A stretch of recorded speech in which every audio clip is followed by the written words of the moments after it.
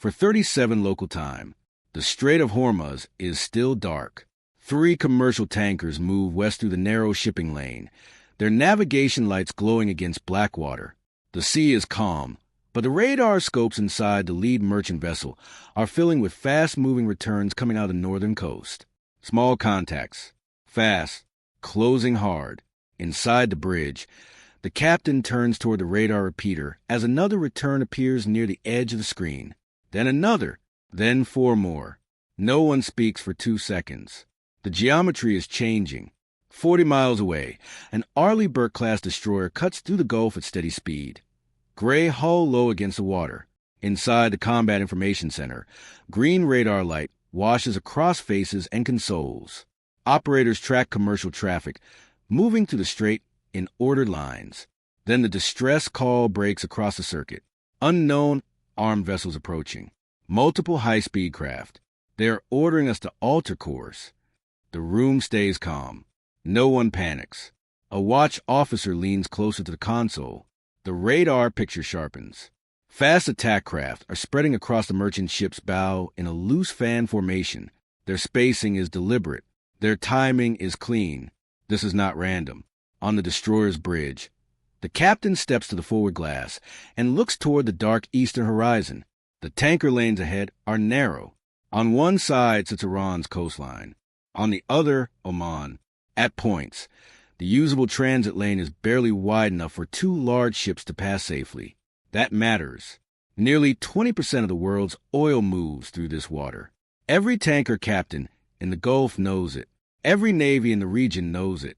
One disruption here reaches shipping markets across the planet before sunrise. And right now, one vessel is losing control of its own course. The merchant captain repeats his warning over emergency frequencies. No response. Then a new voice cuts through the transmission in accented English. You are violating maritime regulations. Alter heading immediately. Still no reply from the tanker. The fast boats close another mile. Inside the American destroyer, a tactical display updates again. Infrared feeds begin pulling heat signatures from the area. Multiple small engines. High speed. Tight grouping. IRGC Navy. The identification comes fast. That changes everything. On the Seas vessel, crew members rush across the deck under white floodlights. One sailor points toward the starboard side as dark shapes skip across the water, throwing long trails of spray behind them. Then the helicopter appears. Low, black against the sky. Its rotor wash tears across the deck as armed boarding personnel descend toward the merchant ship. At the same moment, 2 speedboats slide alongside the hull with grappling ladders already raised. This is coordinated. This is planned. The distress signal cuts in and out through static. Boarding in progress. Repeat. Boarding. Then silence. Inside the destroyer CIC, the communications line goes dead.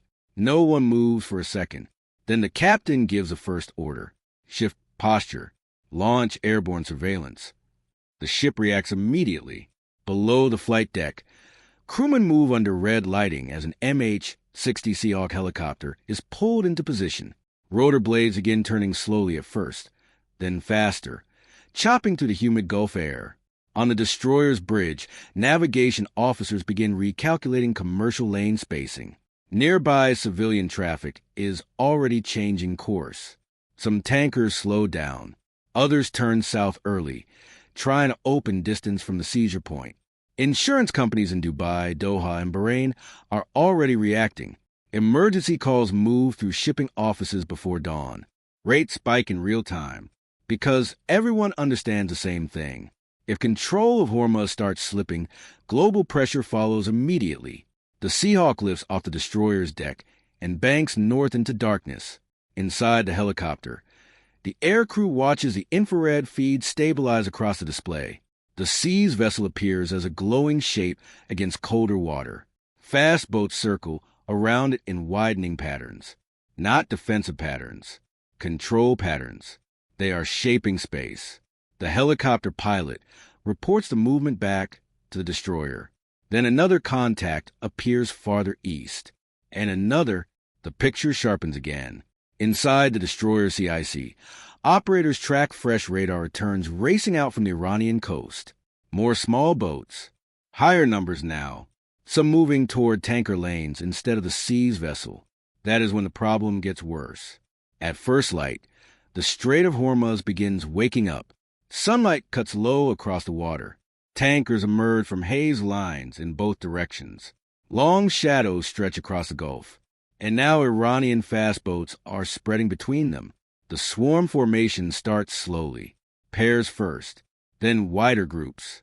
They position themselves near choke points inside the shipping lanes, forcing merchant captains to make difficult course corrections in tight water. This is deliberate. On the American destroyer, rules of engagement remain unchanged. Track, identify, warn, hold posture unless threatened directly. But posture is already shifting. Farther south in the Gulf, another destroyer alters course northward at flank speed. Hundreds of miles away, a carrier strike group receives updated orders. Flight crews move. Jet fuel lines connect. Weapons crews roll missiles beneath aircraft wings. Still no one fires. That matters, because this response is not emotional. It is structured. On the flight deck of the carrier, F/A 18 Super Hornets sit beneath white deck lights while crews perform final checks in heavy wind. Pilots climb ladders into cockpits. Helmet visors reflect the glow of the deck. One pilot studies a moving map, display showing the Strait of Hormuz narrowing ahead like a funnel. Everything inside that funnel is tightening. Back over the strait, the MH-60 Seahawks circles higher as radio warnings continue broadcasting toward the Iranian boats. Coalition aircraft monitoring unsafe maritime activity. Maintain separation. No response. One of the fast boats suddenly breaks formation and accelerates directly toward a passing tanker's bow. The tanker sounds its horn. Long, loud. The small craft cuts across less than 300 yards ahead of the ship before turning away again. The message is clear. They can stop traffic whenever they choose. Inside the Seahawk cockpit, the crew tracks every movement through stabilized optics. Boat numbers are marked. Heat signatures logged. Hull patterns compared against previous encounters. Then another voice enters the airspace. Higher altitude. Calm. A U.S. Navy P-8 Poseidon arrives over the Gulf. That changes the picture again. The surveillance aircraft begins feeding a wider radar view back into the network. Suddenly, the American commanders are no longer watching one incident. They are watching the entire strait. Every moving contact. Every course change. Every radar emission. The screen inside the destroyer's CIC fills with layered information. Civilian shipping. Iranian patrol boats. Air tracks. Helicopter feeds. Electronic signals. The picture becomes complete. And once the Americans have the full picture, the tempo starts changing. Iranian commanders expected distance. Limited monitoring. Political hesitation. Instead, American assets begin appearing across the area almost all at once. The first pair of Super Hornets arrive high, overhead just after sunrise. Fast, controlled, visible. Their shadows streak across the water as they pass over the tanker lanes. Pilots look down through cockpit glass at the swarm formations below. One fast boat immediately turns away. Then another, but the larger formation keeps moving. Inside the lead Super Hornet, the pilot receives updated intercept geometry from the destroyer below. No weapons release authorization. No attack order. Presence only. Control only. This is not revenge. This is control. Farther north, the seas vessel remains under armed watch. Iranian personnel stand across the deck near the bridge wing, while the ship drifts slowly off the main transit lane. But attention is shifting now, because the seizure itself is no longer the center of the crisis. Control of the water is. Inside the destroyer CIC, an electronic warfare operator studies signal spikes coming from several Iranian boats. Short-range tactical coordination links. Shared targeting data. Navigation synchronization. Then the order comes. Begin disruption. The response is measured, precise. American electronic warfare systems begin interfering with selected coordination, signals moving between the swarm boats. Not enough to blind them completely, just enough to complicate spacing and timing. Almost immediately, two Iranian craft drift too close together during a turn near a tanker lane. Another overshoots at a sine angle. The formation starts losing rhythm. Inside one of the fast boats, crews suddenly switch to backup communications while trying to hold position around civilian traffic. Their spacing widens unevenly. The geometry breaks for the first time, and overhead, the P-8 sees all of it. The aircraft sensors continue feeding updates into the naval network while the destroyers reposition farther apart, creating overlapping surveillance coverage across the shipping corridor. Merchant vessels begin receiving new transit instructions: escort spacing, protected routing, emergency separation procedures. Slowly, commercial traffic reorganizes behind the American screen. The picture has changed. On the bridge of a British-linked tanker, moving westbound through the strait, crew members watch gray warships appear through morning haze on both horizons. One destroyer to the south, another farther east. Helicopters overhead, jets above them. The tanker captain exhales slowly for the first time in an hour, because now the lanes are being controlled by someone else. Inside the Iranian command network, the realization is spreading. The Americans did not stay back. They moved in, and they moved in layers. That matters. Mid-morning sunlight now burns across the Gulf. Heat shimmer rises from the water. White spray flashes behind every moving craft. Then another warning comes from the P-8. Additional fast contacts leaving Bandar Abbas. More boats. The threat is expanding again. Inside the CIC, officers immediately compare speed, heading, and fuel estimates. The new contacts are moving faster than patrol speed. Interception profile. Potential reinforcement. The captain studies a tactical display for 3 seconds before speaking. Move the screen north. The destroyer increases speed. Water crashes harder against the hull as the ship turns slightly toward the incoming contacts. Crew members brace themselves against consoles while the radar picture updates again. The geometry tightens.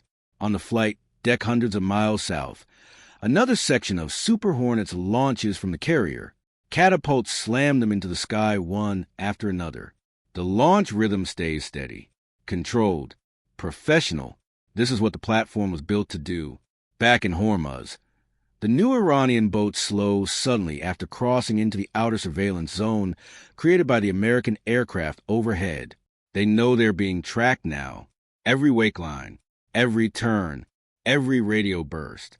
No one needs to fire to make that clear. Still, the pressure remains real. One fast attack craft suddenly cuts toward the American destroyer itself, bouncing across rough water at high speed. Crew-served weapons become visible near the bow. Inside the bridge, lookouts track it through binoculars. Range drops. 3,000 yards. 2,500. The destroyer broadcasts a warning. No reply. The small craft keeps coming. Inside the forward gun mount, sailors wait for authorization that still has not come, because the line has not fully crossed yet. Then the Iranian boat changes angle sharply at the last second, racing across the destroyer's bow instead of directly toward it. Close. Too close. White spray explodes against gray steel as the smaller vessel passes. But the American ship never changes course. The ship keeps moving. That is the answer. Overhead, one Super Hornet banks hard and drops lower over the water, roaring directly above the fast craft before climbing again into the bright Gulf sky. The Iranian boat slows immediately. The message lands without a shot. Minutes later, the wider swarm formation begins pulling farther back from the tanker lanes. Not retreating fully. Not yet, but the initiative is slipping. The Americans now control the radar picture, the airspace, the escort lanes, and the movement of commercial traffic itself. The seizure operation that started the crisis is becoming isolated from the larger sea battle forming around it. And Iranian commanders understand the danger in that, because if they push farther now, they are no longer dealing with one destroyer watching from a distance. They are dealing with an integrated naval screen already in position. Another hour passes. The sun climbs higher. The Gulf turns bright blue under hard daylight, and slowly the tension begins shifting direction. Inside the P-8 Poseidon, Operators monitor Iranian boats falling back toward coastal waters in scattered groups instead of organized lines. Their spacing is wider now, coordination weaker. Electronic disruption continues in measured bursts. Not aggressive, just enough pressure to keep control. The destroyers maintain escort posture around the commercial lanes, while helicopters continue circling above merchant traffic.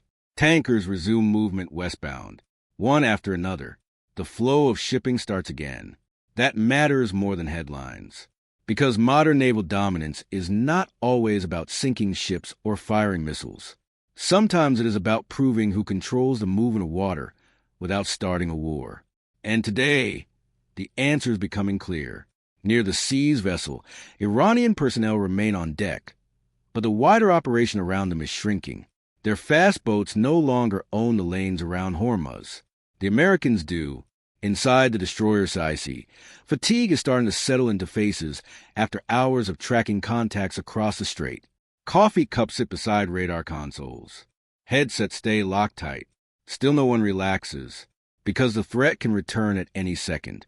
Then one final update comes from overhead surveillance. Multiple Iranian boats are returning to port. The room stays quiet for a moment. Then the tactical officer nods once. The attack has failed. Not because the vessel was recovered immediately. Not because missiles flew. Not because ships were destroyed. It failed because the pressure campaign lost control of the sea itself. The tanker lane stayed open. The escorts held formation. The carrier kept launching aircraft. The destroyers never lost a picture. And by late afternoon, the Strait of Hormuz looks different from the crisis that began before dawn. Commercial traffic moves again beneath American air cover. Helicopters patrol above the lanes. Fighter jets remain high overhead in steady circles.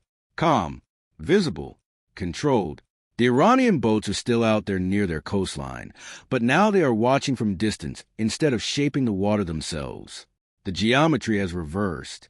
As sunset begins spreading orange light across the Gulf, the lead American destroyer continues east through Hormuz at steady speed. No victory announcement, no celebration, just disciplined movement through contested water. That is modern sea power, not panic, not noise, control. And tonight, the strait remains open. So here's the question.